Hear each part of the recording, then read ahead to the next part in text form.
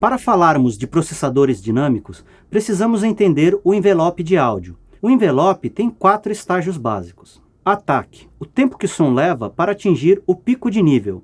Decay ou queda, o tempo que o som leva do pico de nível até o início da sustentação. Sustain ou sustentação, o tempo que o som leva do fim da queda até o início do descanso. Release ou descanso, o tempo que o som leva do fim da sustentação até desaparecer. Alguns sons têm um ou mais estágios com valor zero, ou seja, passam imediatamente para a próxima fase. Hi-hats fechados, por exemplo, não passam sensação de decay ou sustain.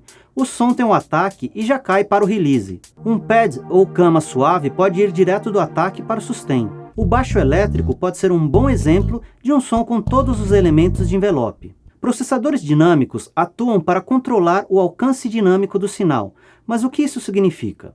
De uma maneira simples, diminuir ou aumentar as diferenças de volume de um sinal. Por exemplo, podemos usar um compressor ou limiter para diminuir diferenças de volume em uma pista de picos altos e trechos baixos, deixando assim o áudio mais linear ou com mais sustain. Por outro lado, podemos usar um Gateway Expander para eliminar ou diminuir o vazamento de uma pista de caixa de bateria acústica, aumentando a diferença de volume entre caixa e vazamento, deixando o som com mais ataque. Para poder atuar, os processadores dinâmicos utilizam sensores para determinar como processar o áudio. O sinal de áudio é dividido em 2 na entrada do equipamento, sendo que uma parte vai para o sensor e a outra segue para o elemento processador de dinâmica. Esses sensores medem o nível de sinal para que o elemento processador de dinâmica saiba como atuar. O sinal ou caminho que vai para o sensor é chamado de sidechain. Muitos equipamentos dão a opção de alterar o sinal do sidechain. Assim, outro sinal controla o sensor. Esse processo, chamado de sidechaining, é muito utilizado, por exemplo, com um compressor na pista do baixo, com o sinal de sidechain vindo do bumbo ou kick. Assim, toda vez que o kick aparece, o compressor atua diminuindo o nível de sinal do baixo, dando assim mais ênfase ao bumbo. Normalmente, todo o processo é feito em tempo real, e controles relacionados ao tempo são essenciais em processadores dinâmicos. Alguns processadores digitais atrasam o sinal de áudio para que o sidechain consiga atuar mais rapidamente, os chamados look-ahead ou olhar antecipado para poder prever como processar o sinal. Em alguns casos, o sinal do sidechain pode também ser equalizado para ficar mais sensível a determinada frequência ou grupo de frequências. Os principais controles encontrados nos processadores dinâmicos são threshold, ceiling, nível de limiar ou teto em dB, determina o nível de sinal que vai fazer o processador atuar. No compressor e limiter, sinais acima do threshold fazem o processador atuar, e no caso do gate e expander, sinais abaixo. Alguns compressores têm o threshold fixo, e normalmente um controle de ganho de entrada é adicionado para controlar sua atuação. Ratio ou razão, descritas como 3:1, por exemplo. No caso do compressor, esse ratio de 3:1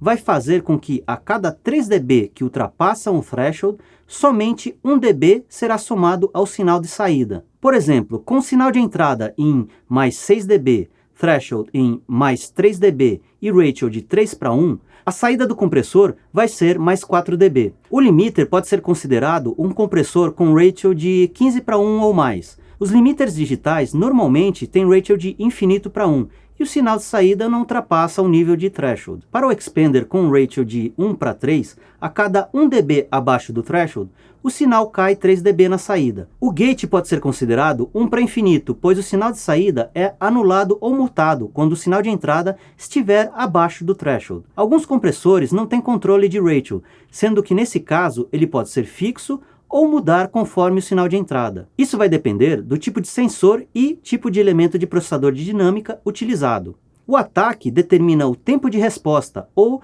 quanto tempo depois do sinal atingir o threshold o processador vai atuar. Seu valor é medido em milissegundos. Quanto menor seu valor, mais rápido o processador atua, e vice-versa. Ataque com valor zero significa que o processador vai atuar imediatamente quando o threshold for atingido. A ausência do controle de ataque pode indicar que ele é fixo ou variável conforme o tipo de sensor e do tipo de elemento processador de dinâmica utilizado. Release ou descanso determina o tempo que leva para o processador parar de trabalhar após o nível de sinal deixar de atingir o threshold. Ele também é medido em milissegundos. Release com valor 0 significa que o processador para de atuar imediatamente quando o threshold deixa de ser atingido.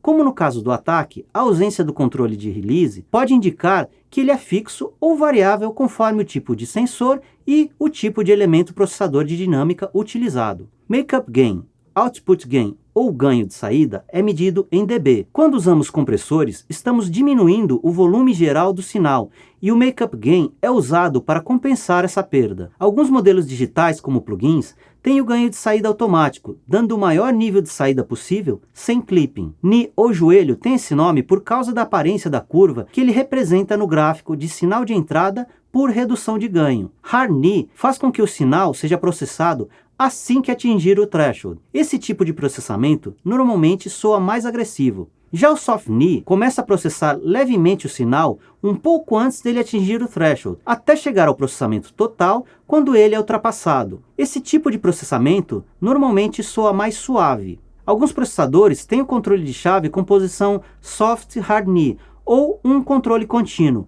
A ausência desse tipo de controle indica que o processador é fixo soft ou hard knee. Feed forward e feedback, ou alimentação e realimentação, se refere ao sinal que vai para o sidechain. Normalmente os processadores são feed forward, ou seja, o sinal de entrada vai para o sidechain. No caso dos processadores feedback, o sinal de saída volta para o sidechain, interferindo no processamento do sinal. Logo, o makeup gain pode influenciar nesse processamento. A ausência desse controle indica que o processador é feed forward ou feedback e não pode ser alterado. Detection mode ou modo de detecção determina como o sensor interpreta o sinal que vai para o sidechain. Os principais tipos de detecção são peak ou pico, que responde à amplitude do sinal, e RMS, ou raiz quadrada média, que tem uma resposta média da amplitude de sinal, similar à maneira que nossos ouvidos respondem. Alguns processadores têm um controle chamado de crest factor, que varia o tipo de detecção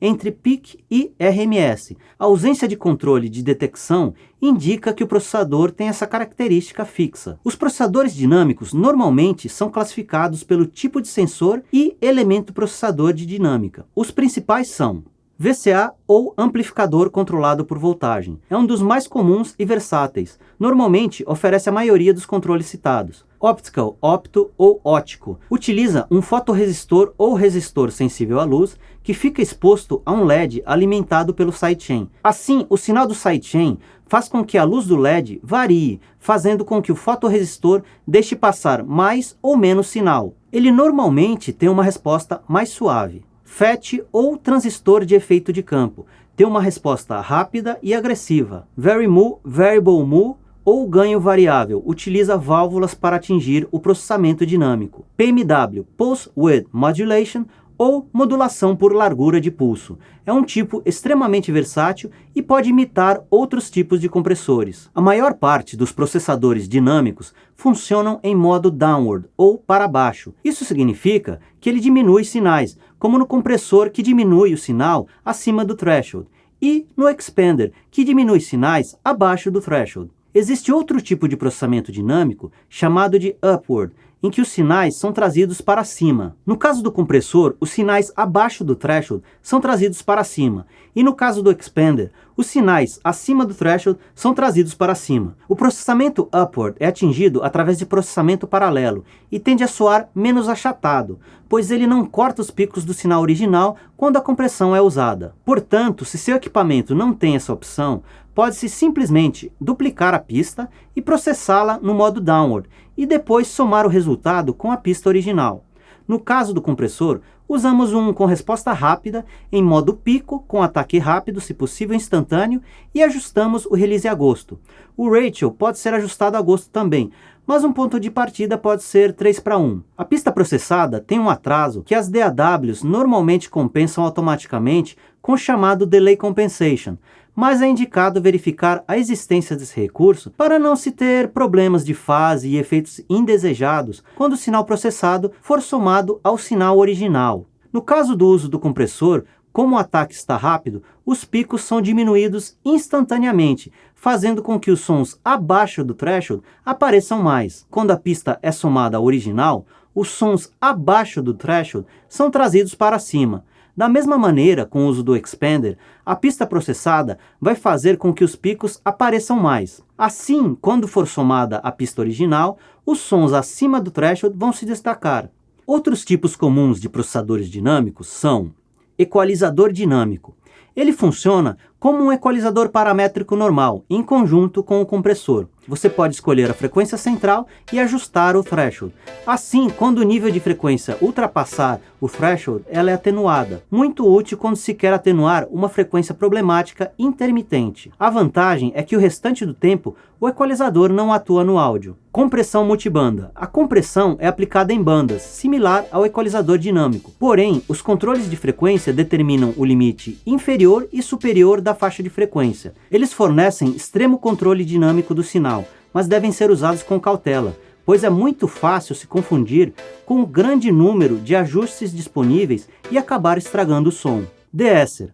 O deesser é um compressor específico para altas frequências, como essas de voz. Normalmente o deesser tem um equalizador interno no sidechain, que elimina ou atenua as baixas e médias frequências. Assim, o sinal que segue para o compressor é basicamente de altas frequências. Muitos modelos têm controle que determina a qual frequência o deesser vai responder. Outra opção que pode estar disponível é se o compressor vai atuar em todo o espectro de frequência ou só em uma faixa de frequência, como em um equalizador dinâmico.